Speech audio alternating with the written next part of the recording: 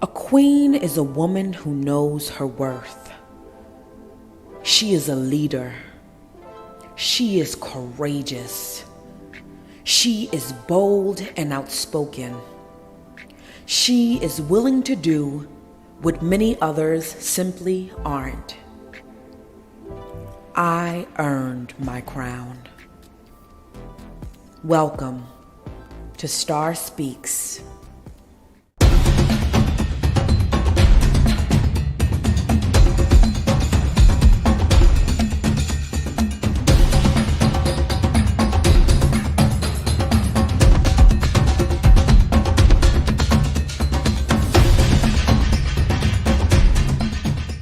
Welcome to Star Speaks, where we have healing conversations.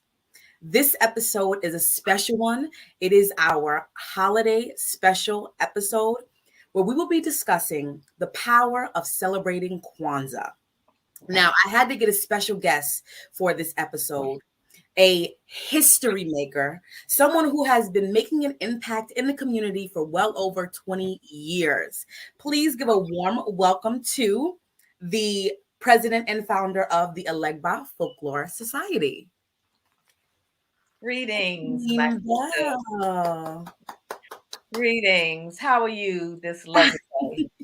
I'm good. How are you? You look lovely. Thank you. As do you. As do you. I'm happy to be here with you. And as the Kwanzaa season is approaching, of course, the greeting is Habari Gani, which means what's the news? What's up? What's happening? I love that. Because you know how we do. Yes. And this is why I wanted you to come on, because you are going to be educating me as well as all of our viewers out there watching on why is it important that we celebrate Kwanzaa and that we participate in this holiday tradition. Absolutely. The Kwanzaa holiday comes at the end of the year. Purposefully, let me say, not in any way to be in competition with Christmas. Mm-hmm. It has nothing to do with Christmas Mm-hmm. or religion. Mm-hmm. But it comes at the end of the year because now we're completing a cycle and we're transitioning to begin a new cycle. So the Kwanzaa holiday, Kwanzaa, all of the words come from the Swahili language, the Kiswahili language. And Kwanzaa is a part of the phrase Matunda ya Kwanzaa, which means first fruits of the harvest. So it's a harvest festival, a harvest celebration, a first fruits celebration at the end of the year so that we can reflect, so that we can be in gratitude, so that we can get clear as with the principle of the Ashanti's Sankofa, to look back so that we can look forward in clarity. And then purposefully, the Kwanzaa holiday transitions over to the first day of the next year, because with all that we have learned, with all that how our past becomes our future, with all that we have a faith and hope and belief in, now we begin again. And I have to say too that the 7 days of the Kwanzaa holiday, December 26th to January 1st, we don't just stop there. It sets us up Right. for 365 days. Right. And we are to take those principles with us as we continue on with the year. And I also love 7 is the number of completion. And so I love that it is 7 consecutive days, and being that it is the end of the year, it's such a powerful way to end the year and to start the year. Yes. So I really love that. Can you tell us a little bit about, before we jump deeply into Kwanzaa, I do want to know a little bit about the Alegba Folklore Society, and tell us about the kind of work that you've been doing over in Richmond, Virginia. Well, thank you so much. The Alegba Folklore Society is a nonprofit cultural arts and education organization. We are missioned to provide educational opportunities through the arts. We want to present high quality arts engagement and artistic experiences, but to use those as tools for learning experientially. We have 4 work paths.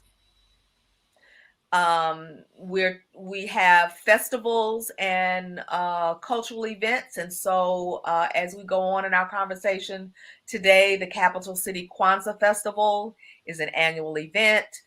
The Down Home Family Reunion, a celebration of African American folk life, is an annual event.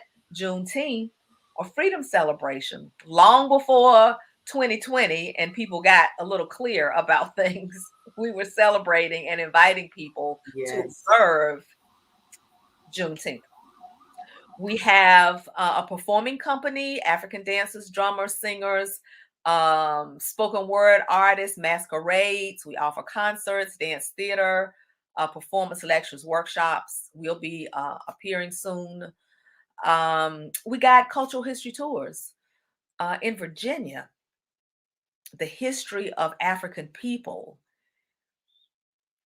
is so pervasive, so deep, and so hidden. As Virginia was an up south market, perhaps the largest up south market for trading our ancestral family. As Africans came to Virginia in 1619, and they came on up from the ocean through the Chesapeake Bay onto the James River, Richmond initially became a drop-off point.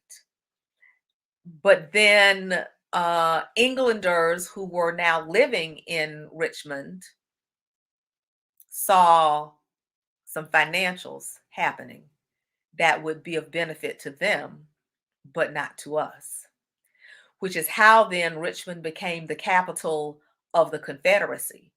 Richmond was a place in an area called Shockoe Bottom where the pens and jails and auction blocks and warehouses, just imagine it, were located.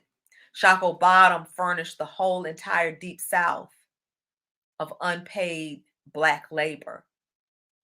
There were some estimates of 400,000 African people that came through Richmond. It was the biggest industry. When Virginia stopped the importation of Africans from the continent, right around the same time it became independent from its colonizer, England, it became then a controller of the domestic trade and a breeding state. Is that taught to anybody? No. Most certainly not. Do we need to know? Yes. Yes. Because when you look back, you can see more clearly how we got to where we are. Mm-hmm. So we got cultural history tours along the trail of enslaved Africans, to walk in our ancestors' footsteps, to learn these stories, their words, their stories, their view, their perspectives. We got other tours. There's so much Black excellence in this city and every city Yes. Yes. and every city Yes. that needs to be lifted up into the light. In addition, in the center of the city, in the downtown arts district, we have a cultural center. And there we focus on visual arts, material culture. It's a gathering space. And it's a place where people come and they talk about how comfortable and whole they feel when they're there. I love that. I love that. I think it's so important for us as Black people to have safe spaces. Like we have to have our own spaces. And I think that's why I love Star Speaks being geared towards the Black community, because I do feel my purpose is rooted in our people and our community and bringing us together to have certain conversations so that we can heal. Like you spoke about the trauma that our people have experienced for, I mean, decades, generations. And even though now that we are no longer physically enslaved, a lot of us still are mentally enslaved.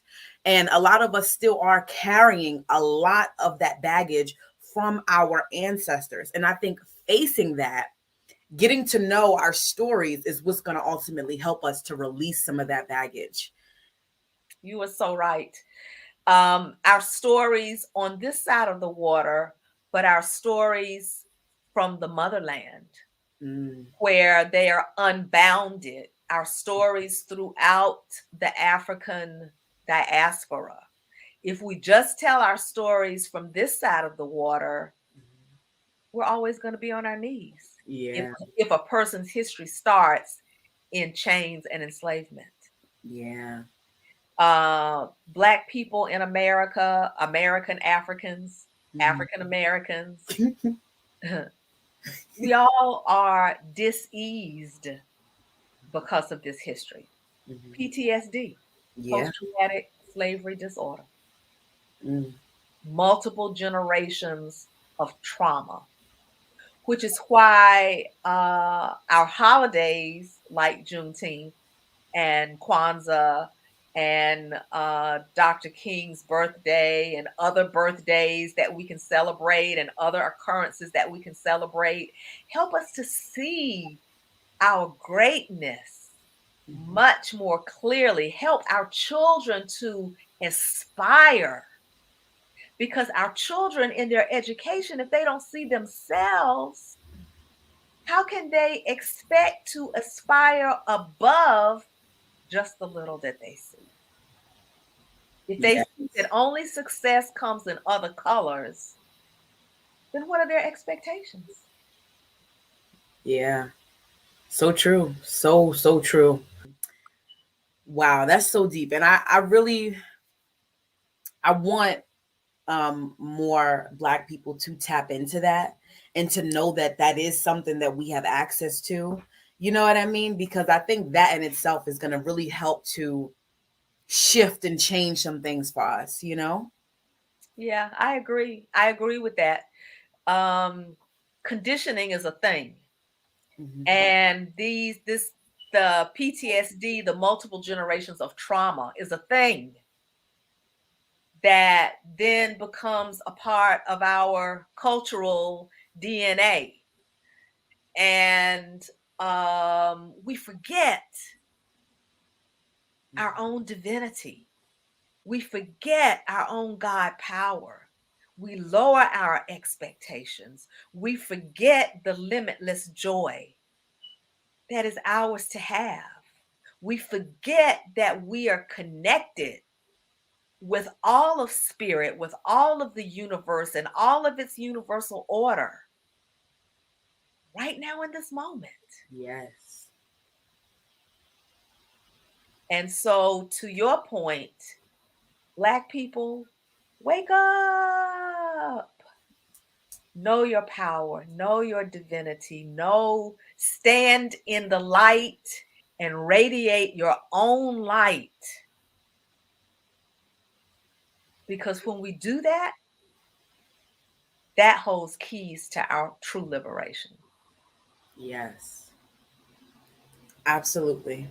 And to now go into, we're going to go into talking about the principles of Kwanzaa, right? Because this is a holiday that is going to help us towards the very thing that we're talking about as far as being connected to our true selves. Um, Absolutely. so for those who don't, like, if they're just watching this for the first time, they don't know nothing about Kwanzaa. I wanted to give them a chance for us to kind of break down each principle so that they can really understand the meaning of each principle, why it is important, and so forth. So the first principle of Kwanzaa is Umoja, unity. To strive for and maintain unity in the family, community, and race. That in itself, I love that it starts with unity, because that is also something we as Black people have to, be more. just in sync and one and not for self all the time, right? So absolutely. That oneness Hmm. is divine. The Zulu in South Africa have two sayings that speak to this. And all over the African continent, there are thoughts and deeds about reciprocity. And the Zulu have sawubona, which means I see you. I see you. And so I want for you what I want for myself. We are one. We are together. We have to get ourselves out of our egos. It does not serve us. And begin to live in our true selves. Forget about the fact that somebody stepped on your toe 40 years ago. Okay. And get past that. And let's come together in terms of what matters. Kujichagulia, self-determination. To Yes. define ourselves, name ourselves, create and speak for ourselves. Which is my favorite of the Nguzo Saba, the seven principles. Self-determination. This is because I have my own power. God entered the world through me and you and you and you and you. And so therefore we are divinely self-determined. We don't have to accept labels that are overlaid onto our existence to tell us who we are. Come on. Yes. I am is the affirmation of all affirmations. Yes. Name ourselves. Don't call me no this or that or the third that makes you happy. I am. Accept that. When you accept my truth, then you might be able to begin to see your own. Right. Create for ourselves. God has entered the world through us. Speak for ourselves. We have voice. Don't silence it. Express it. What you have to say is important. Know that. Kujichagulia. Yes. I love that. Self-determination is definitely one of my favorites as well. I am that I am. That's one of my favorite chants. I am that I am. Just remembering who we really are in essence. Yes, absolutely. And that's what we forget. Yeah. That's what we forget sometimes. And I understand, it's a challenge living in a foreign land. Yeah. And we have this uphill walk that can be a distraction because we got to pay the bills, we got to eat food, we got to make sure the children are doing well in school, we got to deal with the boss, so and so and so and so and on and on and on. Mm-hmm. But those things should not take over our lives because our lives happen and evolve from the inside out. Yes. If we just live our lives in that external place, we're always empty inside. Yes. But if we're full inside, then we begin to exchange the external space. Yes. Mm-hmm. Yes. You are absolutely right. So the third principle, Ujima, collective work and responsibility to build and maintain our community together and make our community's problems our problems and to solve them together. Mm-hmm. We're doing that right now in this conversation. Yes. We're together. Yes, yes. And so sometimes we find ourselves who she thinks she is. I'm not going to help her because she might get ahead of me. I'm going to pull her back down in the basket because I can't get out. So I'm going to pull him back down. I'm going to go snitch because I want to be sure that I'm going to be the one.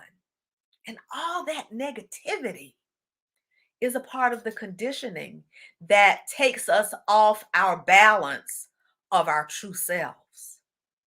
But it's so easy and so natural to just work together. Think about families making food in the kitchen.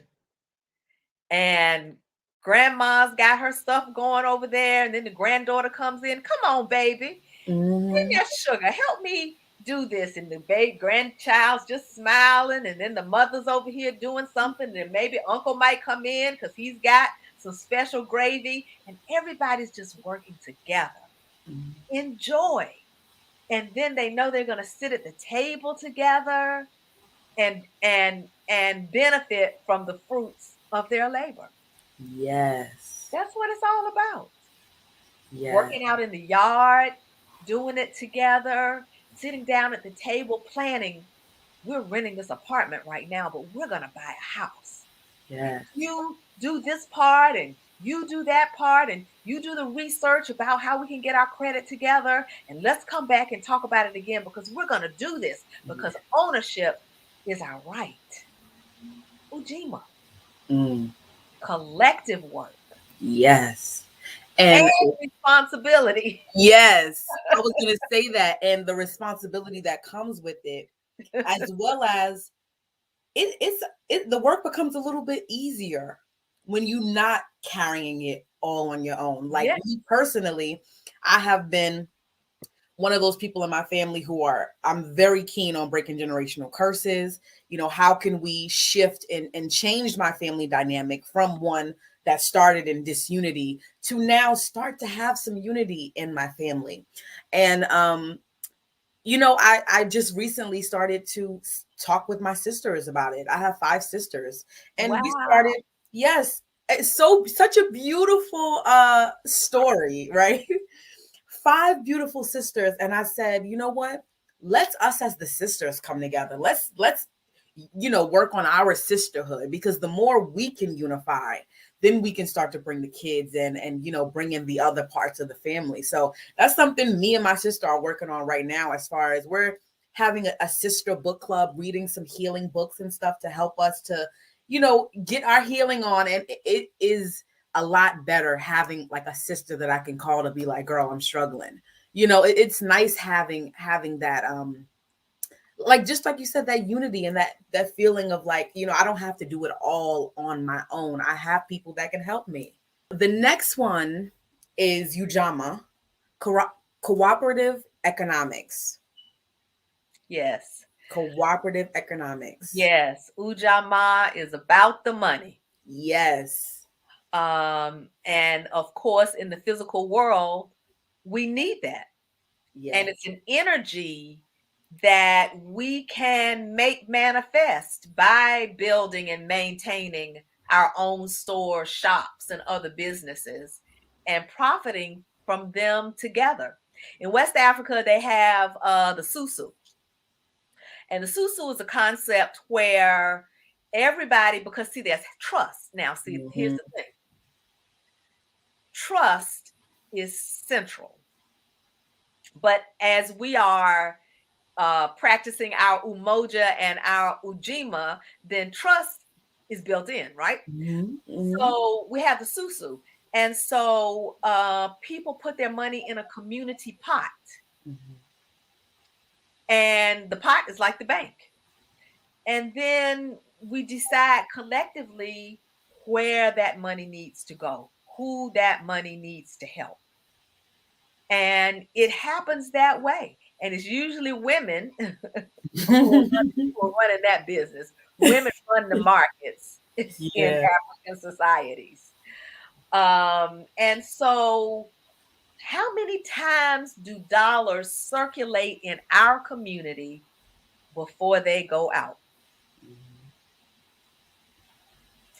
Or do you get paid often from somebody who doesn't look like yourself and go straight to the mall, straight to Walmart? Mm-hmm. What Black businesses can you go see first? What Black restaurant? What Black boutique? What Black bookstore? What Black food store? What Black shoe shop? What Black? I know you're gonna go to the barbershop. That's a given. Mm-hmm. I know you're gonna go to the hair salon, nail salon. That's a given. But often the nail salons, that's not always Black owned. But how can we change our practice, Mm-hmm. our purposeful practice, so that we make it a point to patronize Black businesses? Where can I go? What is it that I want to buy? What is it that I need? And where can I go in the community to get it? And why am I not going to complain because the price might be a little higher because of volume? You know what I mean? We got to be able to play this economic game. And why am I going to ask if there's something I can even do to help out if the service might be a little slow because there's one person managing the whole thing without a staff and a store full of people because of capacity? What can I do to help grow the capacity to be sure that this business stays open? Why am I not going to blame the business owner about the woes of the business?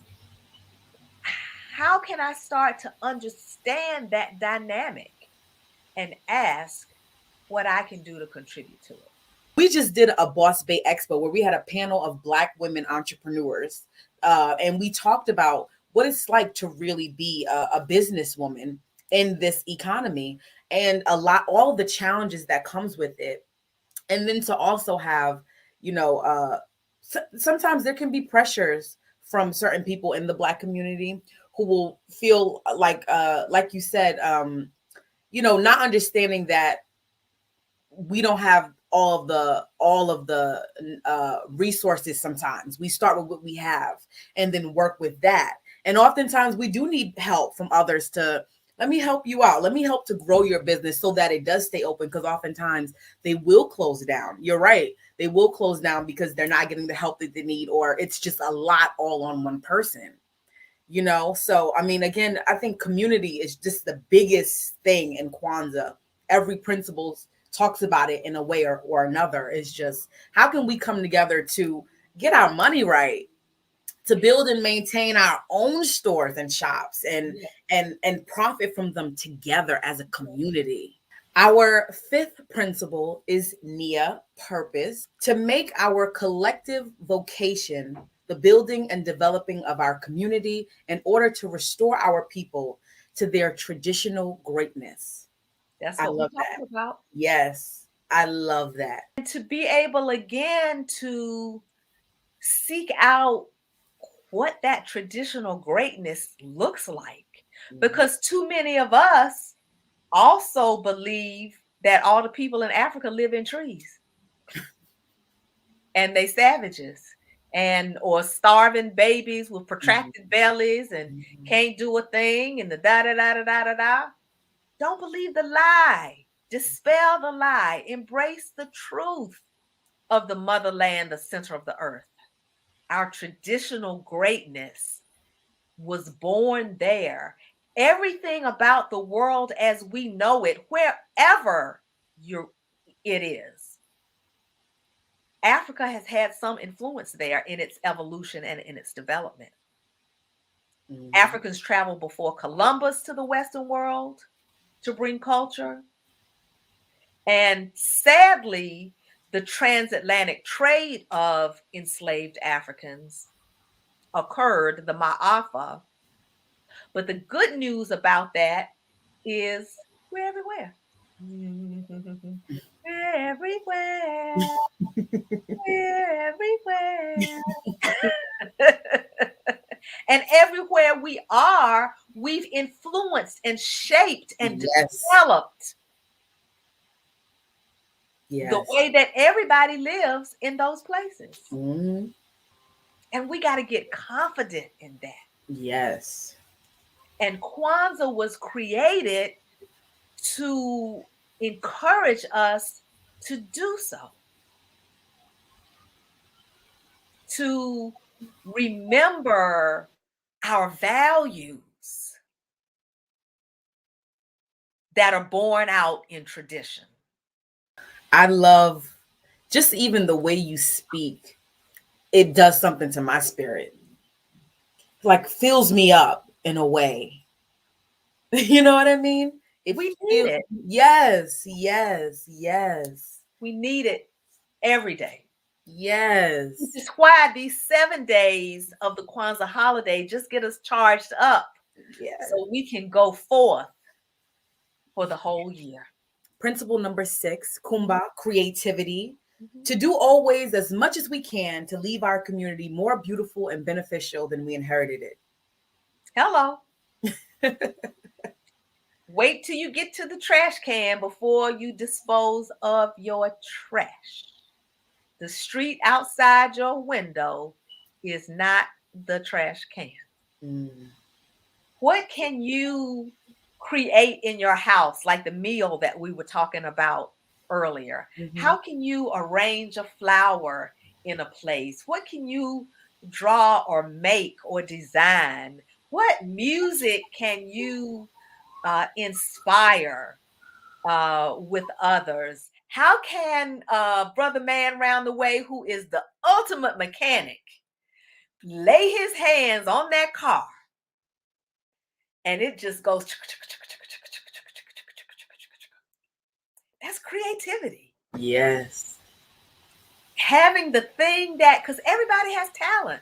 Yeah. Everybody has talent. You don't have to get up on a stage. Your talent might be someplace else. The accountant. Child, please give me one, because I'm not it.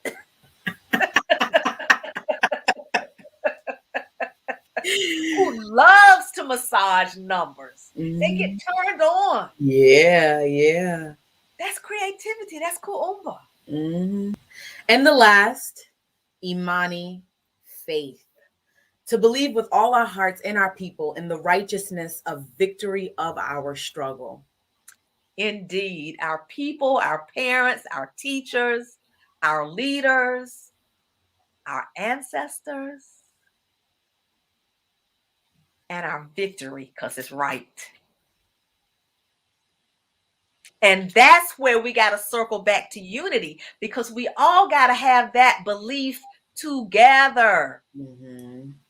If you got some people, who is it, Negative Nelly and Melvin, that's messed up.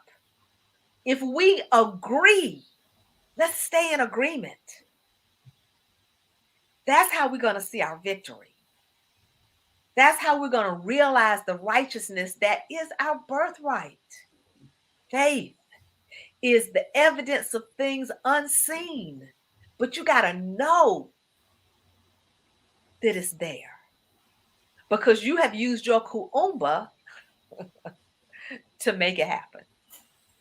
Yes. You've used your nia because you are purposed to restore traditional greatness, to make it happen. You've used your ujama because we are cooperatively gathering the resources that we can share of together. And we're doing that through our ujima. And we had the thought to do it because of our kuji chagulia, self-determination. And we're doing it together in unity. And so when people say, I ain't gonna do that, is that some kind of Black Christmas? I'm gonna celebrate Christmas. I don't. How can you turn your back on something so light-filled and glorious? And that's ultimately what it's all about. We have to go to a commercial break, but when we come back, more on the power of celebrating Kwanzaa. This Kwanzaa invests in Black-owned cryptocurrency with Boom Out Coin. Boom Out Enterprise is a Black DAO tech company.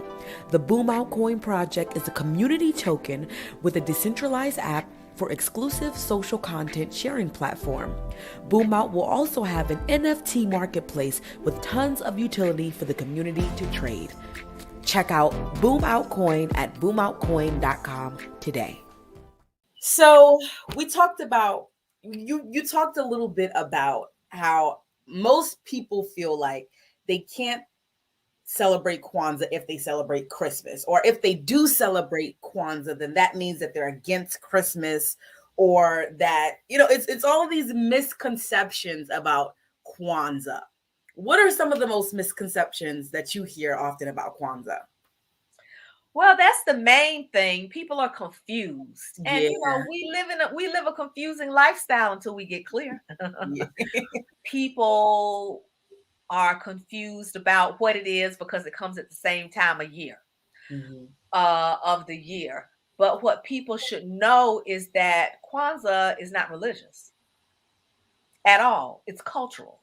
Mm. So it doesn't impact your religious beliefs or practices in any way. If anything, it would be complementary. I think we have to start getting comfortable discovering our roots, stepping into it, knowing more about it, and not being apprehensive when you hear an African holiday. You know what I mean? Because I think there Say is. yay! Yes, yes, Finally! yes, because we need it. And I think I'm so happy. Like, I feel like Juneteenth since like 2020 had been more like really celebrated in the past years up until 2020. It was like it really just opened the door for people to be like, you know what, yeah, let's celebrate Juneteenth, let's celebrate our day, instead of always just doing the 4th of July. So I think just with 2020, it opened us up to a lot. And I'm hoping that as we move forward, we can continue to implement things like Kwanzaa, implement, certain just African principles and spirituality to our day to day life, because it will. I have already experienced what it's done for me in my life. I can only imagine if all of us collectively participated. Absolutely.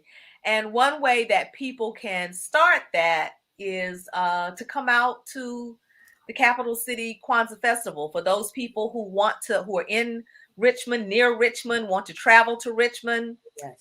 come on.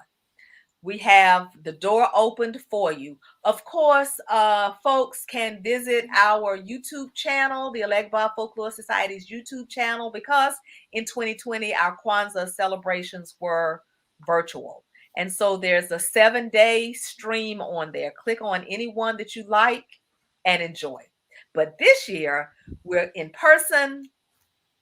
The stage is going to be full with performances throughout the day.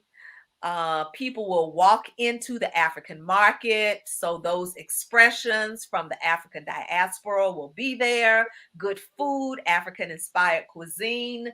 We'll have Watoto Kwanzaa for the children. And we'll have the Nia sessions. Remember, that's the one about purpose, the principle about purpose and restoring our people to our traditional greatness. And so people can talk topically. We'll have African affairs, we'll have culturally appropriate and specific education, we'll have financials for children so they can start, or teens, so they can start thinking about that. Ujama, we'll have a healing place so people can just exhale and realign. And I'm happy to say that Dr. Maulana Karinga, the creator of the holiday, will be with us at the 2021 Capital City Kwanzaa Festival in Richmond, Virginia this year. We're on Thursday, December 30th at 6 p.m. downtown at the Greater Richmond Convention Center. We wanted to have a huge space so people can feel comfortable to be out among one another and be safe. And we're going to keep you that way. Just to end off this amazing interview, what is some advice that you would give to someone who is interested in celebrating Kwanzaa and they want to introduce this holiday to their family for the first time? Well, what I would say initially is go onto your computer and visit the official Kwanzaa website.org, because that's Dr. Karinga's website. So that way you get everything accurately. He has a message there philosophically. There's information there about the symbols and what we need to have in the home, how we celebrate in the home. Because remember, the holiday is not a festival. The festival observes the holiday. The Kwanzaa holiday is really celebrated in the home. So you can go there and learn about that. You can see the Nguzo Saba that we've been talking about today and be able to embrace that for yourself. I think that's really a good place to start. And then just think about this conversation, tune in again and watch it again, and how some of these principles play out in your own life and cause them to be recognized in your family. Remember to honor the elders during this celebration. In America, some kind of way, the elders became the elderly. Get out of the way, you're too old and too slow. No, lift them up in their wisdom.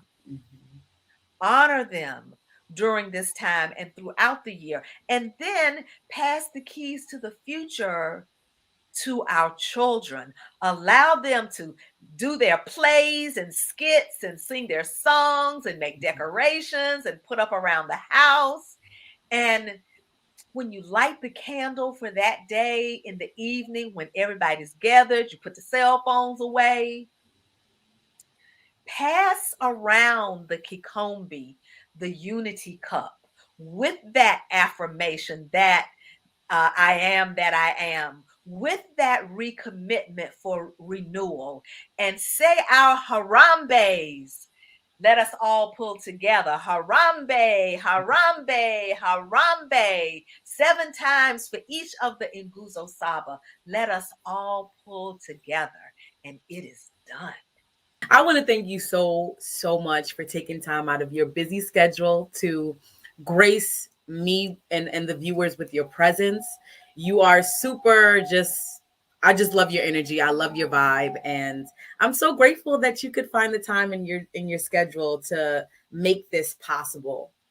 Well, I thank you, my sister, for even considering me to be on your wonderful program. I wish you every success as you continue forward to enrich the people, enlighten the people, comfort the people.